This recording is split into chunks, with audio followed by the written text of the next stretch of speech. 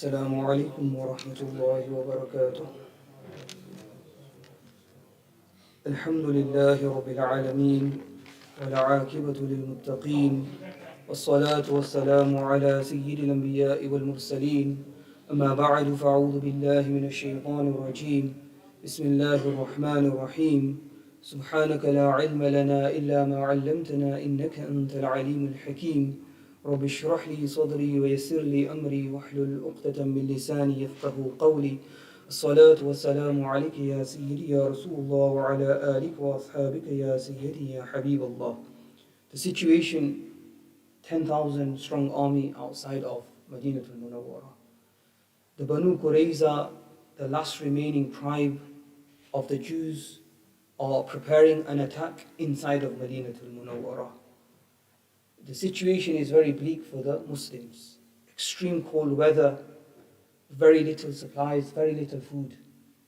In addition to this, the Banu Qurayza, they send a battalion, a small group of soldiers, और वो मदीने में दाखिल होकर जहाँ मुसलमान की जो औरतें हैं और बच्चे हैं, they are inside of a fortress, and they begin to fire arrows at the women and the children. And during this entire process, one man, he enters into the fortress. Now just think about this. You are on the front line and you have left your family behind. And that tribe who has made a peace treaty with you not once, twice, they have broken their treaty and now they are attacking your women and children. When one of the soldiers enters in, the companion who was left behind in the fortress, his name was Sayyidina Hassan bin Thabit. And you will have heard of this companion. He is the famous poet of Rasulullah sallallahu alaihi wasallam. Right? Many a times we hear his poetry in Mawlid, at the time of the Mawlid. Sayyida Safiya, the auntie of Rasulullah sallallahu alaihi wasallam, the daughter of Abdul Muttalib, the sister of Sayyidina Abdullah, she says to Sayyidina Hassan, deal with him. And he's a soldier, deal with him. Sayyidina Hassan says, if I could fight, I would have gone to the front line. So look at the himma of the women. She picks up a sword and she strikes the soldier with such force that she splits open his head. Then she severs the head of the soldier and she throws it out of the window. Now the remaining soldiers of the Banu Qurayza, wo sochte hai ki shayad koi, Rasulullah has left behind some guards, he's left behind some soldiers. They get scared and they run away. In this time and in this way, the Banu Qurayza, they broke the treaty with the Muslims. In addition to this, they were constantly supplying arms.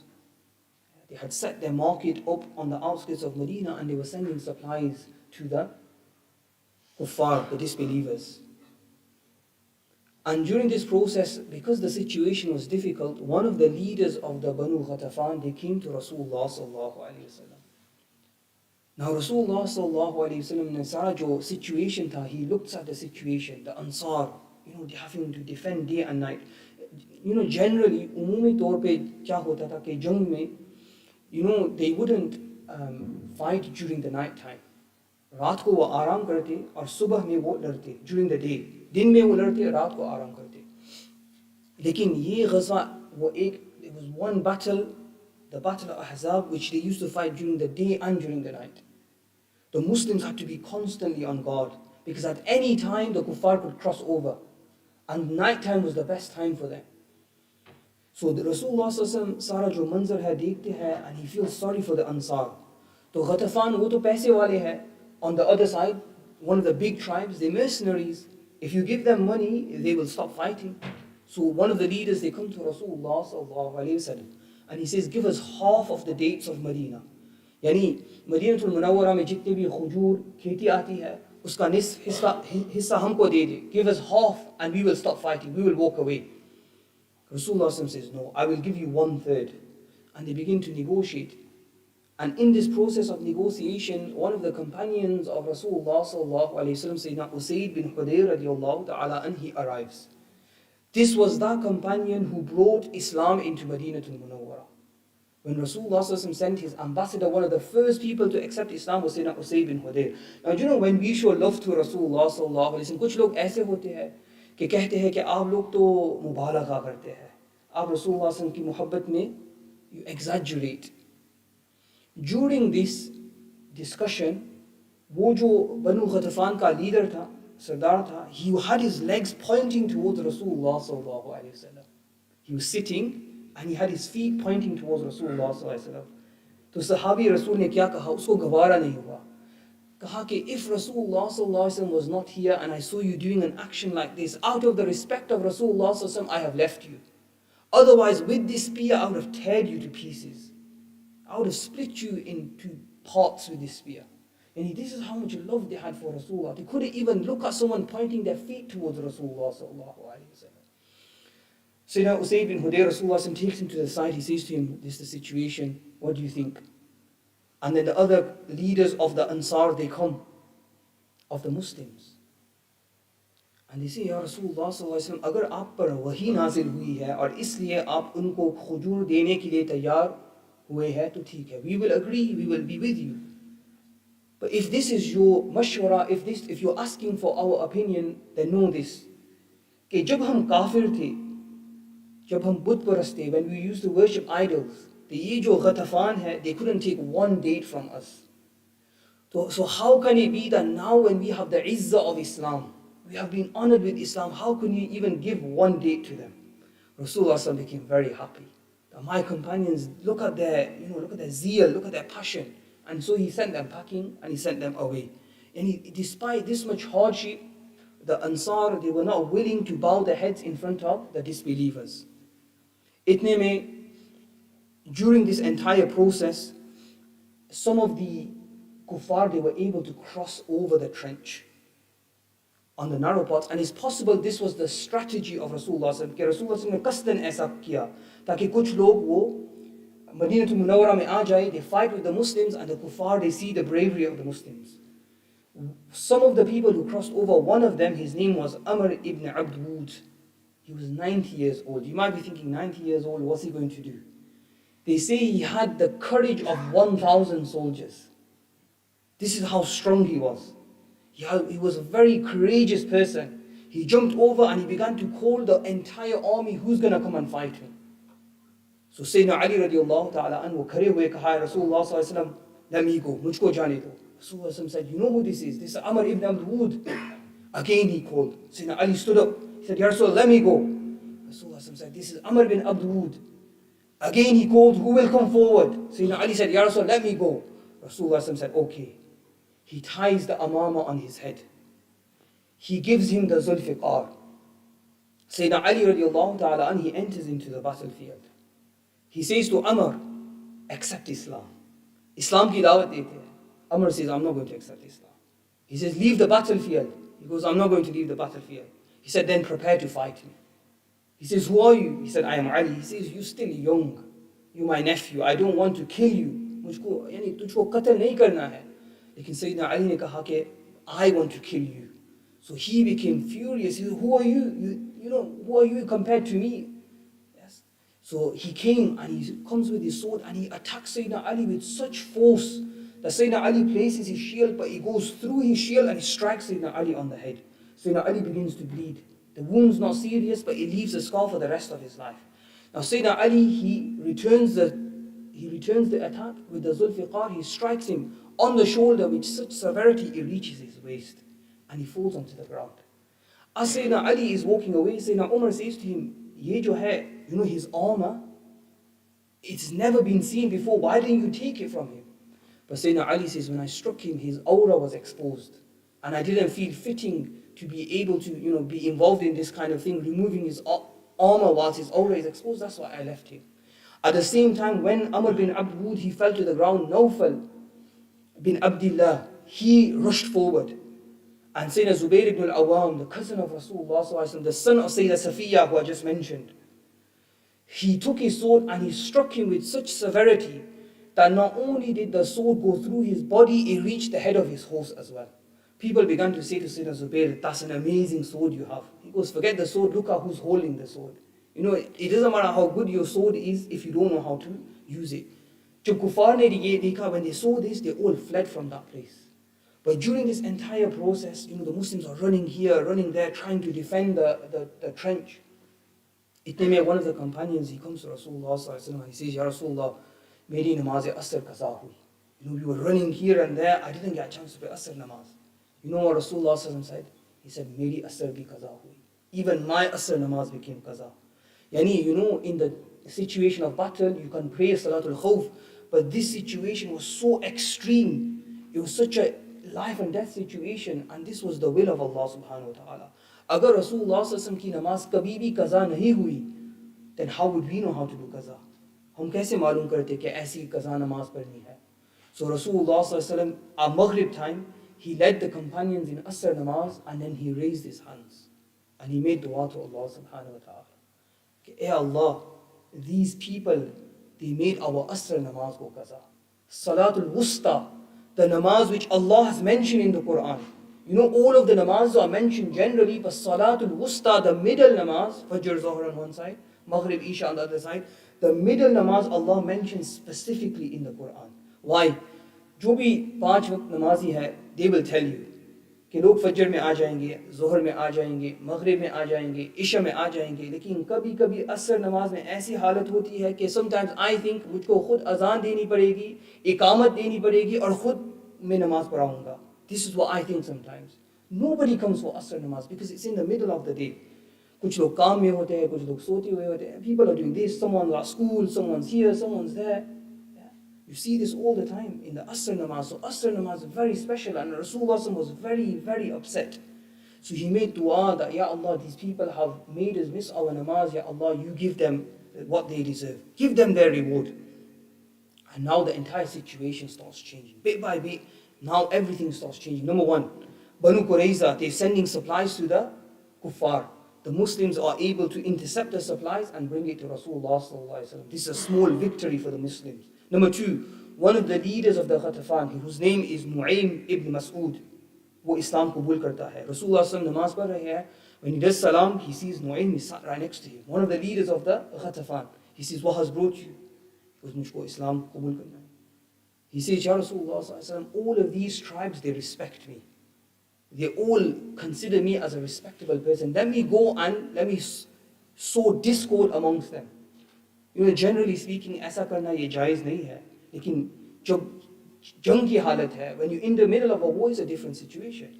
बनु कुरैज़ा के पास वो जाता है, कहता है कि आप लोग तो यही रहते हैं. अगर कर ये लोग भाग गए, then what's going to happen to you? Your women, your children, your property, everything is here. Your businesses, everything. If tomorrow they run away, you're going to be left without any help or any support. ऐसा कर, do this.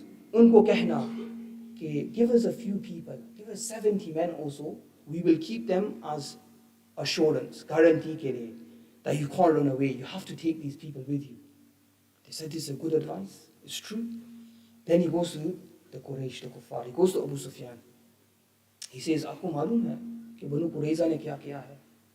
उन्होंने रसूलुल्लाह सल्लल्लाहु अलैहि वसल्लम से बात की है और कहा है कि हमारी जो peace treaty है, we will renew it. And in order to show you that we are truthful, we're going to give you 72 men from the Quraysh. You can kill them. So now on one side, they're thinking, what's going on?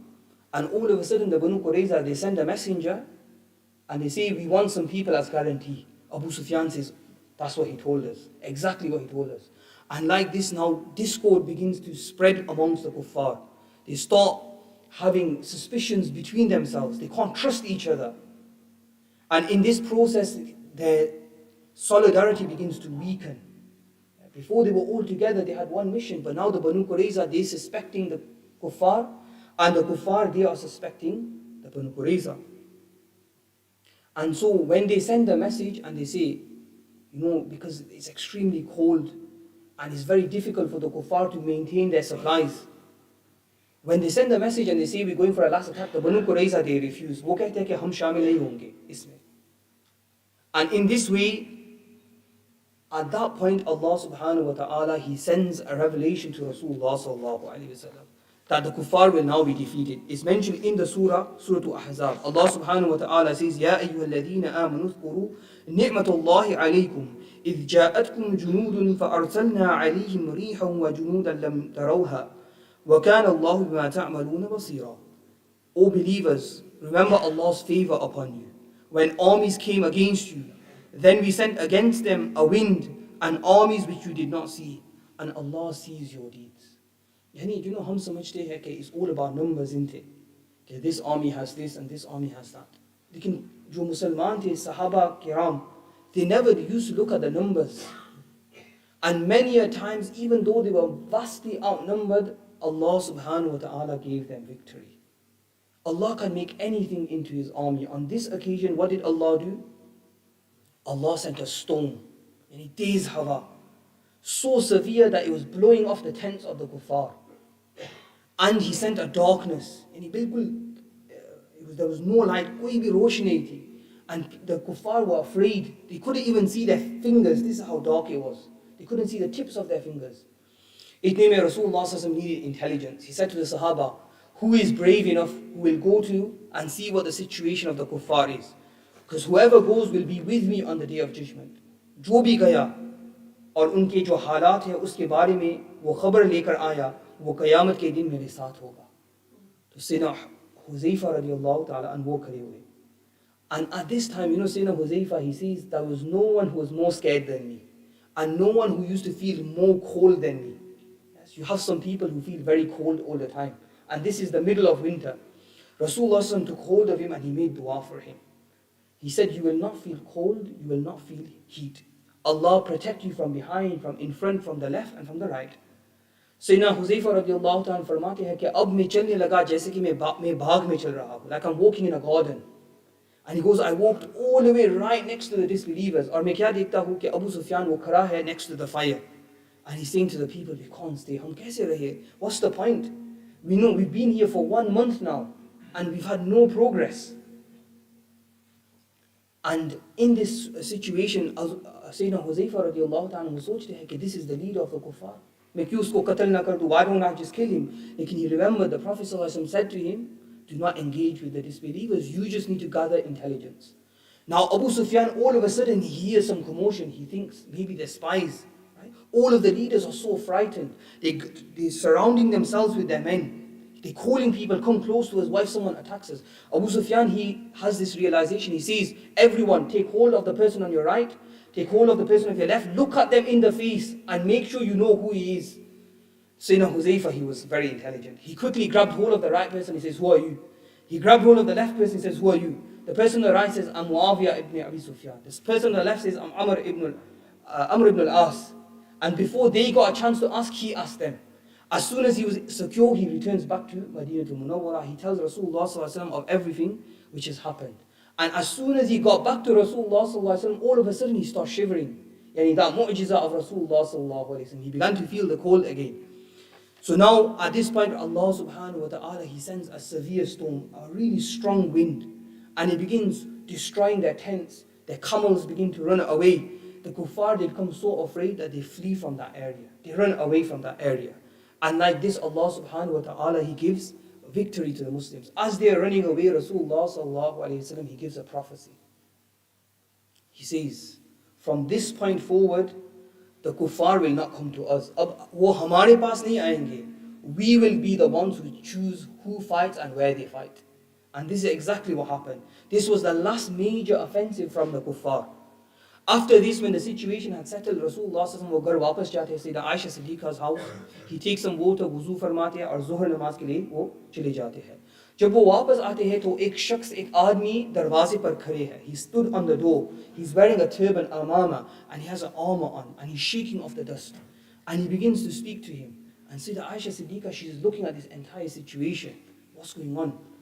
When Rasulullah comes into the house, Sayyida Aisha पूछती है कि वो कौन थे? Rasulullah says, did you see that person? Were you able to see who he was? And Sayyida Aisha says, yes. He says, who did he look like? She says, he looked like Dihya Qalbi.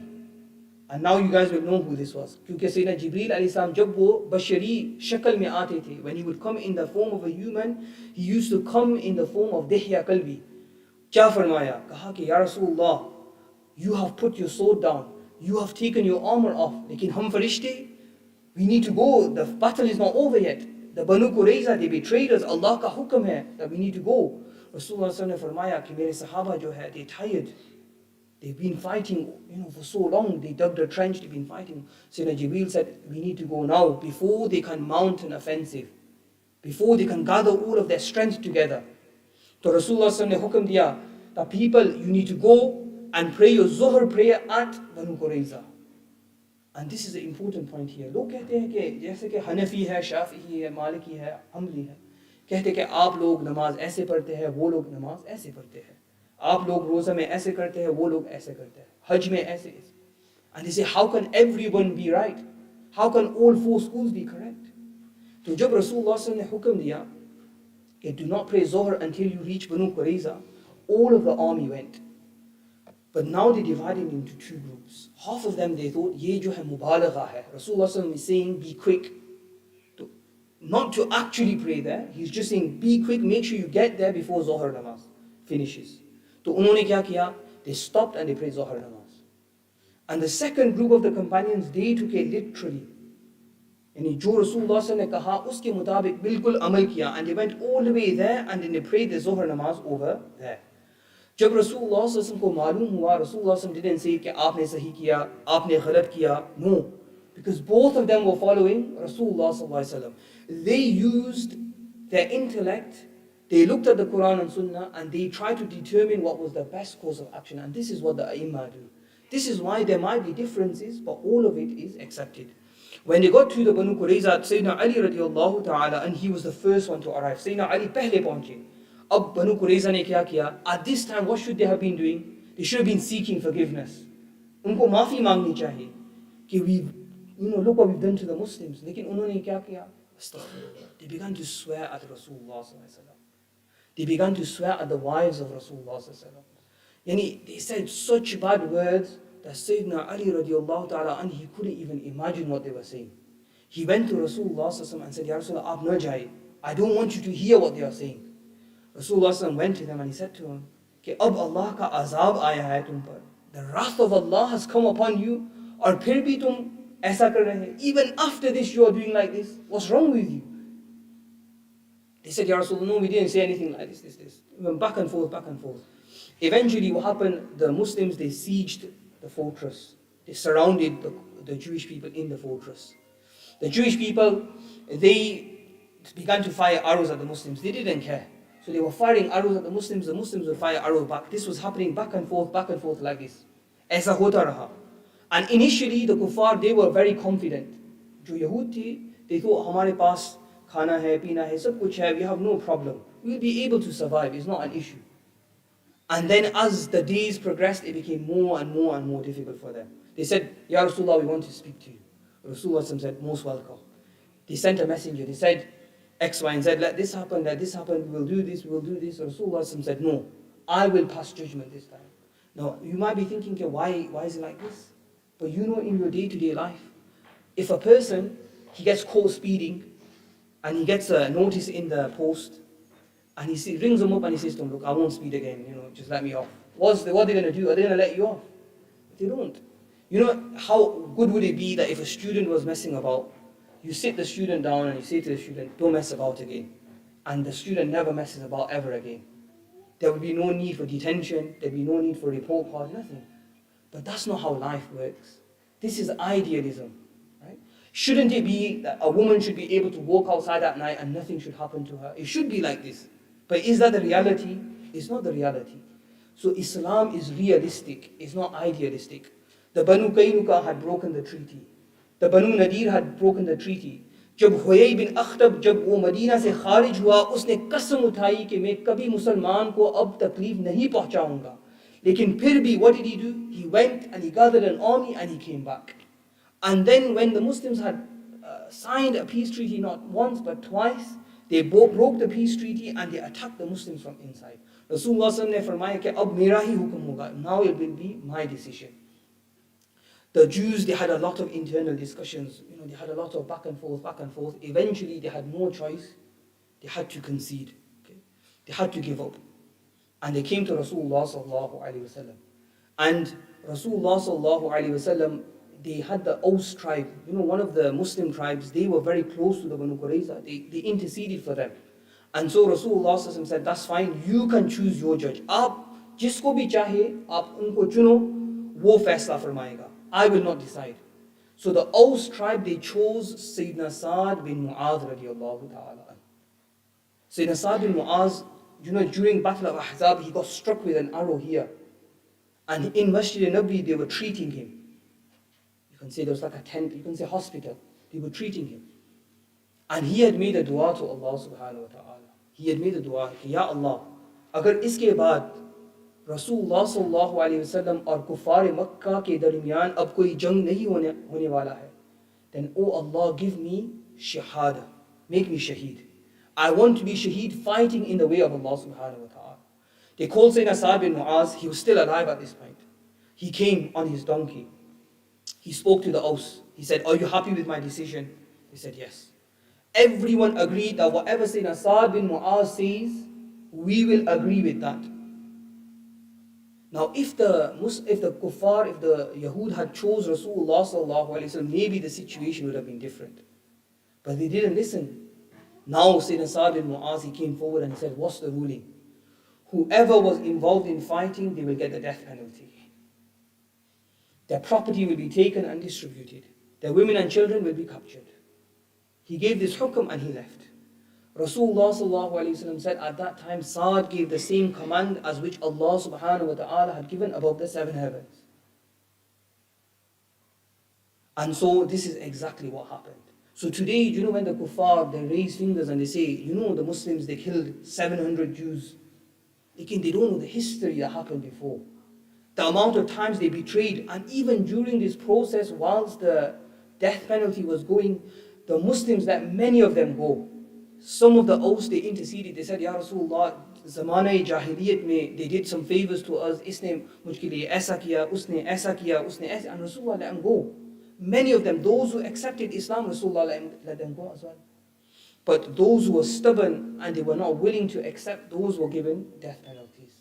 And so like this, many of them, they were killed in the process. Sayyidina Sa'd bin Mu'az radiallahu ta'ala, and he returned. And all of a sudden, after some days, Rasulullah sallallahu alayhi wa sallam, Sayyidina Jibreel comes to him. And he says, Ya Rasulullah sallallahu alayhi wa sallam, who passed away last night, the result of which the earth shook because of his passing. And the arsh of Allah shook out of happiness to meet him. Rasulullah sallallahu alayhi wa sallam ran to the house of Sayyidina Sa'd bin Mu'az. And what does he find? That Sayyidina Sa'd bin Mu'az radiallahu ta'ala, and he had passed away. Rasulullah sallallahu alayhi wa sallam, he carried his janazah to the grave. He buried him with his own hands, and he prayed for Sayyidina Sa'd bin Mu'az radiallahu ta'ala. Yani this person who had stood with Rasulullah sallallahu alayhi wa sallam at that time, today we remember him as well. If the kuffar, the Yahud, all of these people, if they had stood with Rasulullah sallallahu alayhi wa sallam, today we would be remembering them as well. But they chose the path of adawat. They chose the path of enmity. And because of this, they were all destroyed. So this is how the Battle of Ahzab happened. 3,000 companions defeated an army of 10,000 men. And even though every single person thought they were going to be defeated, Allah gave them victory. Which shows that if we have true faith in Allah subhanahu wa ta'ala, if we truly attach to Allah subhanahu wa ta'ala, तो अगरचे हमारा जो situation और हालत है अभी, politically speaking in the world, if we might not be a superpower, we might not be that strong, but if we are truly dependent upon Allah, and we truly follow His teachings and the teachings of Rasulullah sallallahu alaihi wasallam, then even today the help of Allah can come. Even today the support of Allah can come, inshaAllah ta'ala. So we finish here, inshaAllah. We will continue on Tuesday. We make dua to Allah subhanahu wa ta'ala. Allah, through His infinite mercy, forgive us for our major and minor sins. May Allah shower His mercy and blessings upon us and our families. May Allah give us the ability to walk in the footsteps of the companions. May Allah give us the ability to act upon the sunnah of Rasulullah sallallahu alayhi wa sallam. May Allah elevate the maqam of Sayyidina Sa'd bin Mu'az radiyallahu ta'ala an. May Allah subhanahu wa ta'ala give us the ability to follow in His footsteps. Wa sallallahu ta'ala ala khayri khalqihi wa nuri arshi Sayyidina Muhammadin wa ala alihi wa ashabihi ajma'in bi rahmatika ya rahman.